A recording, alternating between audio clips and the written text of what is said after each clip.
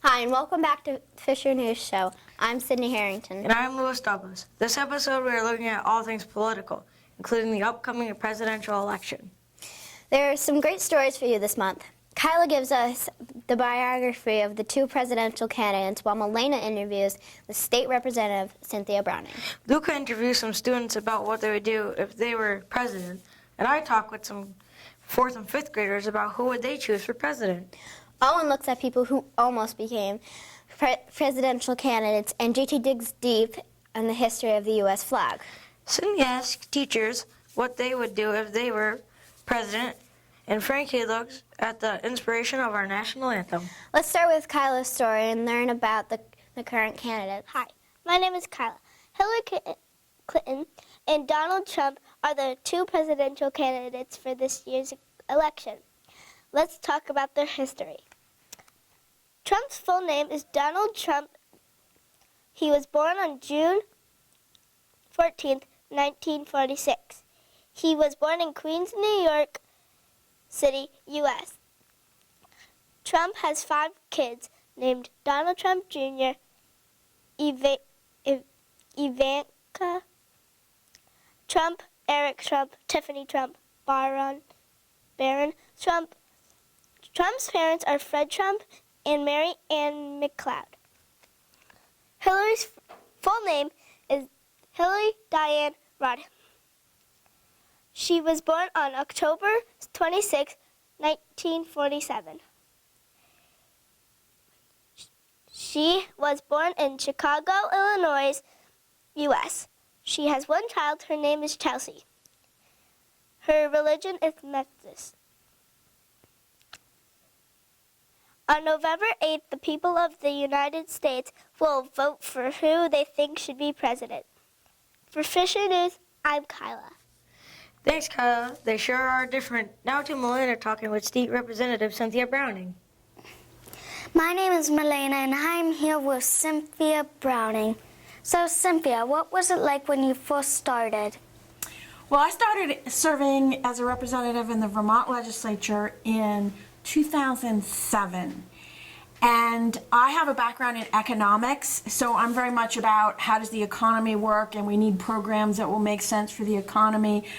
And I thought it was really going to be all about, data and analysis. But it turns out that it's a lot about relationships, and that the legislature is actually a lot like high school.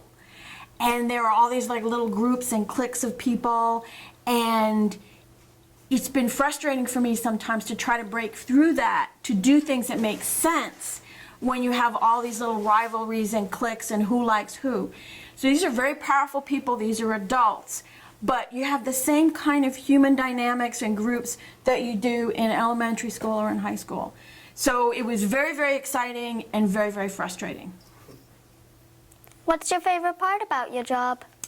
I think my favorite part is that I feel as if I'm making a contribution, particularly because of my background in economics. I bring something distinctive to the table. Everybody does. Everybody up there brings their own experience and their own background. But to have a degree in economics so that I can understand statistics and analysis, that's really useful. And I try to do everything I can to contribute to rational policies for Vermont, and I think that's my distinctive contribution. And to be able to give voice to this district and speak up for the people in our communities, even when I don't succeed in carrying my point, I know that I spoke up for you, and that's really satisfying.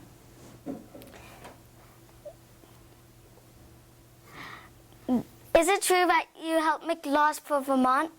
Yes, the legislature, the House of Representatives and the Senate for Vermont are in Montpelier, and they develop and pass laws, and if both houses pass the law, then it goes to the governor for signature. So the legislature does indeed create laws for the state of Vermont, yes. Can you list any of the laws? Well, once the laws are passed, they're called by Act this, Act that, Act such and such. They have a number. You were asking me before about Act 46, which is about the merging of the schools. So Act 46 is a law that has dictated that the governance of schools, like the school boards, are supposed to merge. Doesn't necessarily mean that the schools merge, but the way the schools are governed would merge, so that Arlington and Manchester and Sunderland would no longer have their own school boards. It would all be merged. So Act 46 was this like consolidation bill, and I voted against that because I don't think communities should be forced to merge their governance. The problems we have with our schools in terms of costs or inefficiencies, I don't think the consolidation is going to solve that. And I don't like taking away the local control. So Act 46 is a bill that I voted against. I think there was another act, Act 64. I think that was the number, and that's about cleaning up Vermont's lakes and rivers. And I voted for that, even though I had some reservations, because I really believe in protecting our environment and cleaning our water, and so I voted for Act 64. So those would be two. What was your inspiration to run for Vermont's town representative? Well, I'm not just a town representative for Arlington, I'm the representative for Arlington, Sandgate, Manchester, and part of Sunderland. So I had been serving on the Arlington Select Board. That is the body that governs Arlington itself. And I've been serving on the Select Board, and it was really clear to me that so many things that affected our town came from Montpelier, came from the state government and the legislature. So I felt that I wanted to serve Arlington and I wanted to serve my community, and if I really wanted to do that, maybe I needed to serve in Montpelier so that I could give a voice for our community in Montpelier, and that's part of what I've been trying to do. So that was one reason, and the other reason was that as an economist, I understand how government should be run, how the tax code should be structured, how the budget should be done. I understand that from a theoretical perspective. But I got involved in local government and now state government because I wanted to put those theories into practice, because I knew that would be hard. You know, it's all very well to think, oh, I have a theory, this is the way it should be done. But until you actually get involved in politics, in running something, you don't know how to really affect people's lives and how to really make things better. So that's what I wanted to do. I wanted to make it better for Arlington by running for the state representative. Who do you think is the best candidate for president? I think Hillary Clinton is the best candidate for president this time around. I'm a lifelong Democrat. I'm a kind of a moderate Democrat or a centrist Democrat. But I am a Democrat, and I also think that Donald Trump is really not qualified to be president.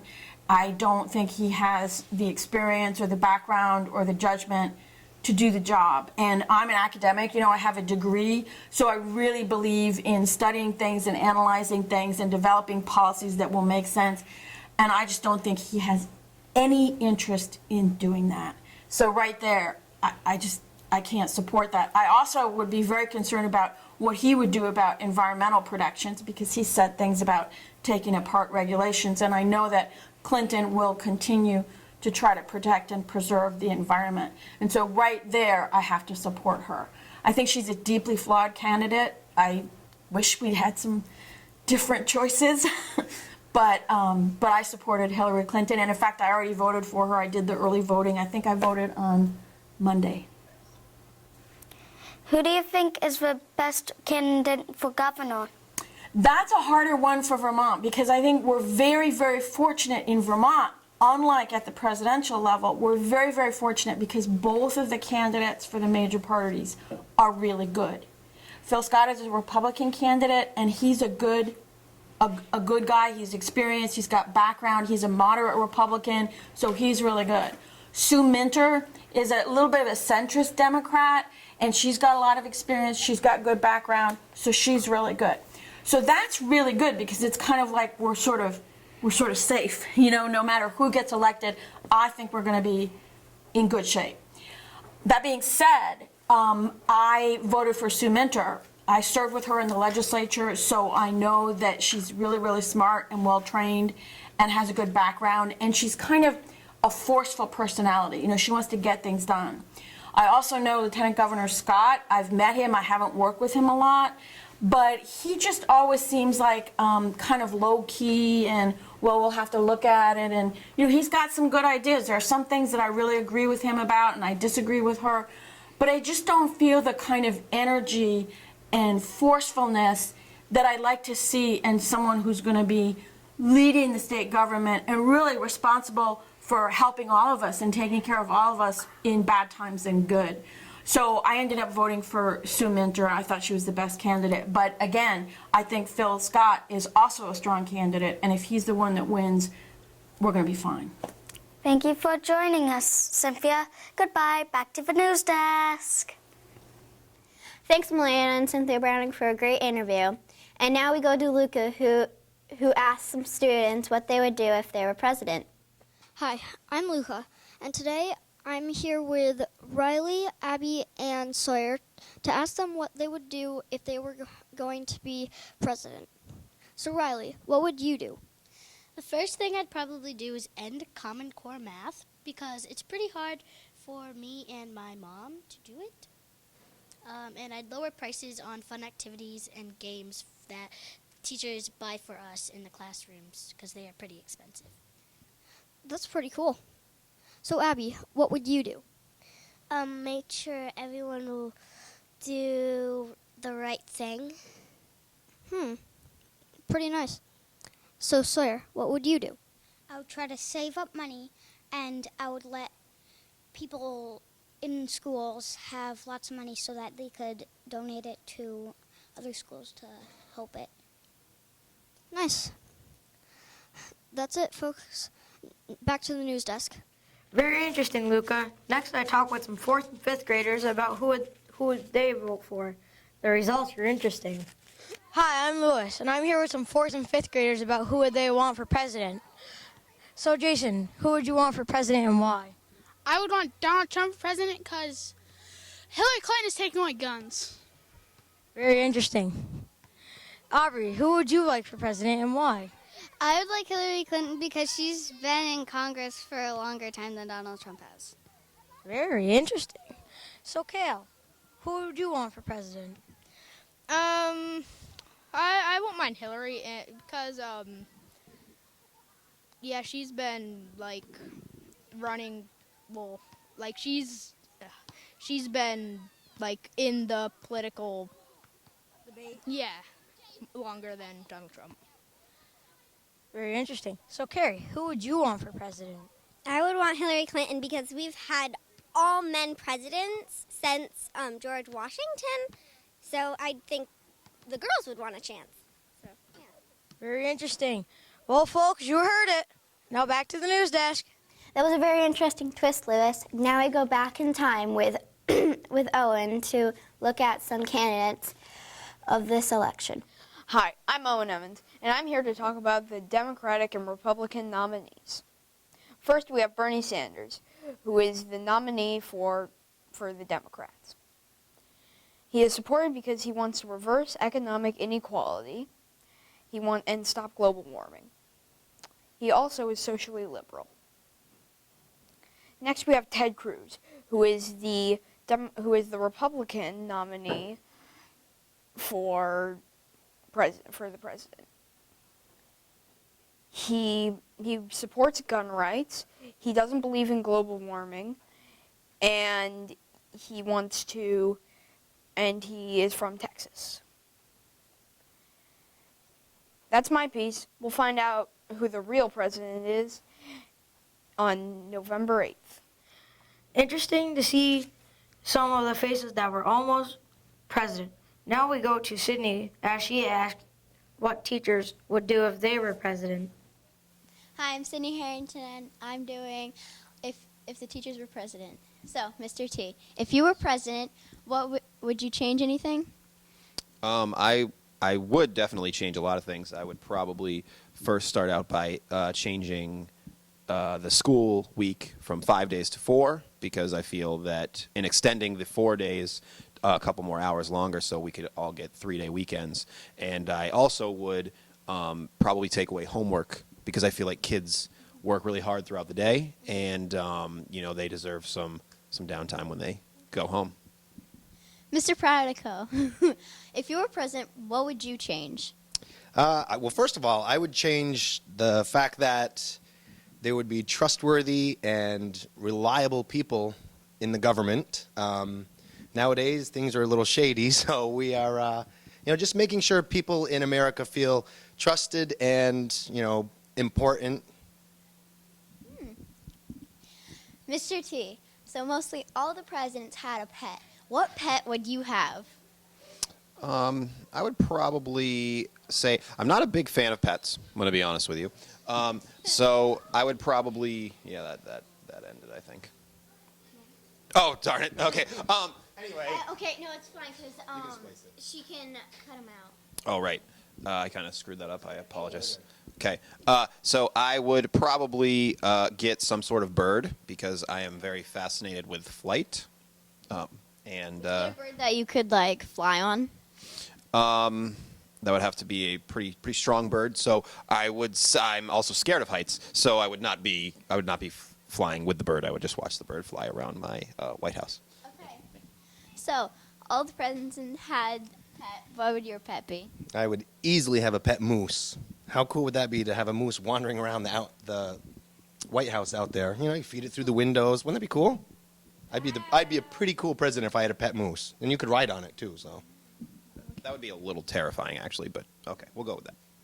I'm Sydney Harrington, and go back to the news desk. The teachers had some interesting ideas, and now we go to JT Wright and learn a little more about the history of our flag. Hi, I'm JT Wright from Fisher School News, and today I'll be talking about the history of the American flag. The original American flag was used from 1777 to 1795, and had 13 stripes for the 13 colonies and 13 stars for the 13 states. In America's history, we have gone through a total of 42 flags. Our modern-day flag was created in 1960 by Robert G. Heft. Heft came up with this idea in 1958 when he was 17 and lived with his grandparents in Ohio. In 1960, Heft's idea had become to reality when Hawaii became the 50th state of the United States. Our present-day flag has 50 stars for the 50 states and 13 stripes for the 13 colonies. Wow, that's a lot of flags. Well, that's it for me. Back to the news desk. Okay, JT, great story. The flag is definitely a sign of our patriotism. Thank you for watching this special edition of Fisher News. I'm Sydney Harrington. And I'm Lewis Douglas. Stay tuned for our next show. Bye for now.